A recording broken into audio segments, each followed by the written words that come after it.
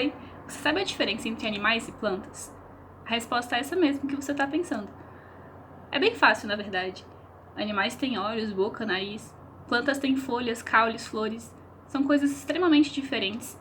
Observar essas diferenças é categorizar as coisas, e nós fazemos isso diariamente. A gente divide o nosso armário entre áreas com camisetas, calças e casacos. Organizamos nossos livros de acordo com autores, gênero e até a cor da capa. A classificação coloca ordem na nossa vida e facilita na hora que queremos encontrar alguma coisa. Mas o que a classificação tem a ver com a biologia? Quando observamos as diferenças entre animais e plantas, estamos colocando categorias entre eles. Por exemplo, animais são organismos vivos com olhos, boca e nariz. Plantas são organismos vivos com folhas, caules e flores. A taxonomia é a área científica que define a organização dos organismos em grupos, de acordo com as suas semelhanças e as suas diferenças. Tudo depende do critério adotado. O mesmo conjunto de objetos pode ser organizado de maneiras diferentes. Por exemplo, podemos organizar no mesmo grupo um conjunto de pedras e um conjunto de plantas como elementos da natureza. Porém, se o critério for elementos vivos, vamos ter que manter as pedras e as plantas separadas. Portanto, reunimos em um mesmo grupo as coisas que têm características em comum. Por exemplo, seres vivos são plantas e animais, seres não vivos são as pedras. Desde os primórdios da humanidade, utilizamos a classificação como uma ferramenta facilitadora. Nossos ancestrais classificavam quais plantas eram comestíveis e quais não eram. As primeiras evidências de traços de classificação biológica vêm do Oriente. Shen Nang, imperador da China no ano 3000 a.C., queria informar a sua população a respeito da agricultura e da medicina. Ele publicou um compilado de informações de 365 derivados de animais, plantas e minerais que tinham valor medicinal. No Ocidente, Aristóteles foi o primeiro a classificar os seres vivos, e alguns de seus grupos utilizamos até hoje, como os invertebrados e vertebrados, os quais ele referia no passado como animais com sangue e animais sem sangue. Teofrasto, aluno de Aristóteles, publicou De Historia Plantarum, classificando 480 plantas de acordo com seu crescimento. No período renascentista, entre os séculos XV e XVI, houve uma expansão nos estudos sobre animais e plantas, e também a iniciativa de classificá-los. Esse interesse renovado de estudar a natureza na Europa se deu pelas grandes navegações, que traziam espécies exóticas de animais e plantas. No século XVIII, o sueco Carl Linneu contribuiu para a construção de um novo sistema de classificação para as plantas e animais. Linneu, que é o seu nome abrasileirado, é conhecido como o pai da taxonomia, assim como Charles Darwin é conhecido como o pai da evolução. Porém, como falei anteriormente, diversos pensadores e cientistas já classificavam os seres vivos em diferentes momentos da história. É importante observar que as teorias e ideias científicas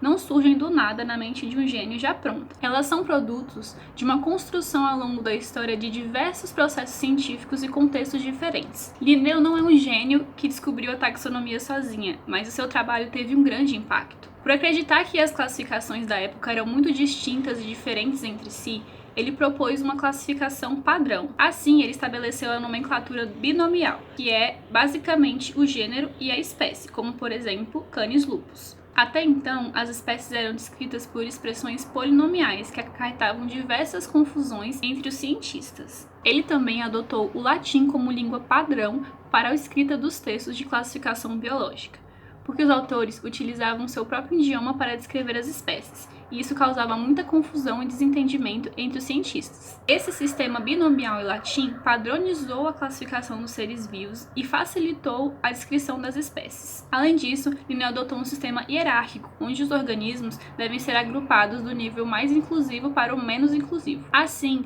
Linneu estabeleceu a base para os estudos taxonômicos de zoologia e botânica, que foram se aprimorando ao longo dos anos até a atualidade. Em meados do século XIX, a classificação em apenas planta ou animal passou a ser questionada mais seriamente após a publicação da Teoria da Evolução de Darwin e Wallace. Foi quando os sistemas de classificação artificiais, que eram baseados apenas na observação arbitrária do cientista, passou a ser mais orgânica e natural, que levava em consideração a história de vida e o grau de parentesco dos organismos. Esse agrupamento taxonômico, com base nas suas relações evolutivas, ou seja, de acordo com seu grau de parentesco, é chamado de sistemática filogenética. Nos séculos que se seguiram, em particular durante a segunda metade do século XX, houve o desenvolvimento de diversas técnicas analíticas. Com isso, o conhecimento biológico aumentou muito, indo de nível celular até molecular. A evolução desse conhecimento permitiu novos arranjos de classificação biológica, entre os quais se destacam os sistemas de Haeckel,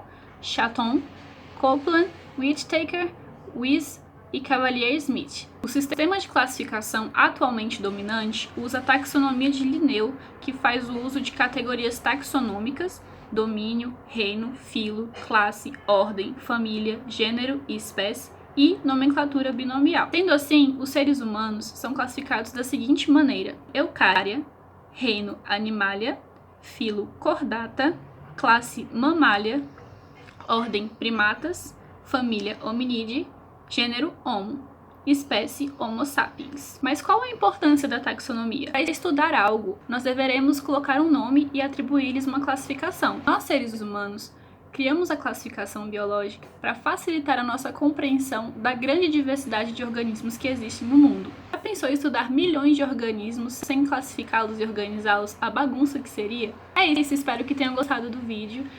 Não se esqueça de dar um like, se inscrever no canal e seguir o PetBio nas redes sociais. Até o próximo Bio Explica. Obrigada!